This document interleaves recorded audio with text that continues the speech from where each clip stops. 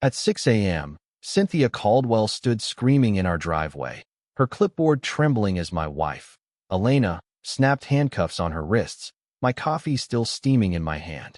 How did a petty parking dispute spiral into the arrest of our HOA president? Simple. Cynthia spent 6 months harassing a county sheriff's deputy, clueless that Elena carried a badge.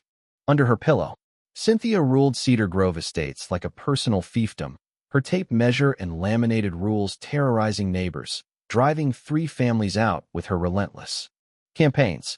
She thought we'd be her 4th victory. Big mistake. As a 44-year-old auto shop owner, I, Ethan Caldwell, and my 40-year-old deputy wife, Elena, documented every move of her. Systematic harassment, fake violations, midnight surveillance, and threats against undesirables.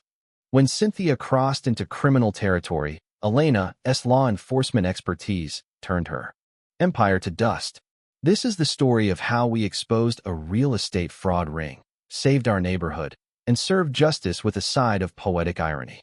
Was our fight righteous, or did we push too far? We moved into Cedar Grove Estates, a quiet middle-class enclave in Temecula, California, 18 months ago, seeking peace for our modest 3-bedroom home.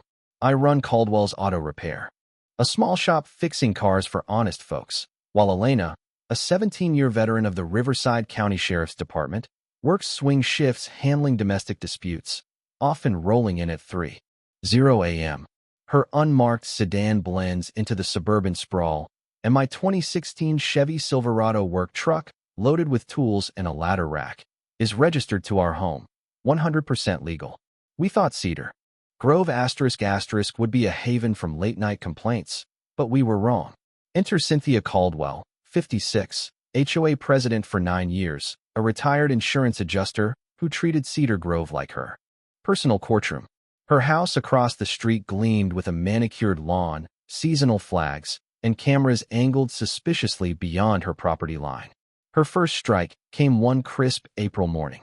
As I loaded tools into my truck, the scent of dew mixing with her overpowering lavender perfume. Clipboard in hand, tape measure dangling, she declared, "This isn't a junkyard. Commercial vehicles over 6,000 pounds are banned per Section 4.8 of the bylaws." I explained my truck was personal, registered to our address, but she waved her laminated rules like a royal decree. Rules are rules. You've got 48 hours, or it's a $200 fine. She snapped photos of my truck, Elena's sedan, and our license plates, her pen scratching times like a private investigator. Sprinklers hissed as I realized she'd been watching us. That evening, I told Elena, still groggy from a night shift, "Honey, I deal with felons daily. This is just a nosy neighbor," she said, sipping coffee. But her eyes sharpened when I mentioned Cynthia's surveillance. That's obsessive behavior. She's targeting us because we're new. The next morning, our mailbox held 3 citations. A $200 fine for my commercial truck, a $100 fine for Elena's car parked past 10 p.m., and a $50 fine for unkempt landscaping over 3 dandelions. Elena's cop instincts kicked in. This isn't about rules, Ethan. It's about control. We pored over the 47-page HOA covenants at 3 a.m., coffee fueling our resolve. Elena highlighted Section 4.8's exemption. Personal vehicles used occasionally for work were fined if registered to the home. My truck and her sedan qualified. The parking time limit? Pure fiction, absent from any document. I emailed the HOA board, citing bylaws and requesting a hearing, keeping it professional. There seems to be a misunderstanding about our compliance. Cynthia's reply was swift, calling an emergency board meeting with only Harold Vance, the treasurer, and Margaret Ellis, the secretary, present. No quorum, no legal weight. They passed an amended rule banning commercial loopholes. Reeking of desperation, another citation arrived, claiming we violated the new rule. I knocked on Bob Rivera's door, a 70-year-old retired teacher 2 houses down, who greeted me like I'd won the lottery. "You're getting the Cynthia treatment, huh?" he chuckled, showing me a folder stuffed with complaints from neighbors. Lisa Monroe, a nurse, cited for excessive toys in her backyard. Victor Torres, a veteran, fined for his motorcycle. The pattern was clear. Cynthia targeted newer residents, working-class families, anyone who didn't fit her vision of upscale. 3 families had fled rather than fight her. Bob's folder revealed Cynthia's tactics: fake violations, constant inspections, and property liens to pressure sales. That night, Elena spread Bob's evidence across our kitchen table, her cop brain in overdrive. This is textbook harassment, targeting specific demographics. I've seen abusers use these tactics to isolate victims. At midnight, we heard heels clicking outside. Cynthia on her inspection walk, flashlight beaming at our vehicles, clipboard in hand. Elena whispered, "Document everything." "Ethan, she's escalating." The HOA hearing at Cynthia's house was a setup, her living room arranged like a courtroom, with Harold and Margaret as her loyal jurors. She presented photos of our vehicles, claiming anonymous complaints about declining standards. I countered with the bylaws, proof of registration, and evidence her amendment was illegal. Elena, playing the supportive spouse, stayed quiet, but her eyes cataloged every procedural flaw. When Cynthia produced a new property survey claiming my truck violated a city easement, Elena spoke up. "Can I see that survey? Boundary disputes require legal documentation." Cynthia snapped. "This neighborhood isn't for certain types." The room froze. Harold fidgeted. Margaret stared at her hands. Elena's cop mode was on, mentally noting discriminatory language. We requested a 48-hour recess to consult legal counsel. Cynthia smirked, thinking evidence, property records showing Harold, a licensed realtor, bought homes from families Cynthia drove out, often below market value. Elena's friend in county records confirmed. Cynthia had refinanced her home 3 times, her mortgage payments suspiciously high. "This isn't just harassment," Elena said.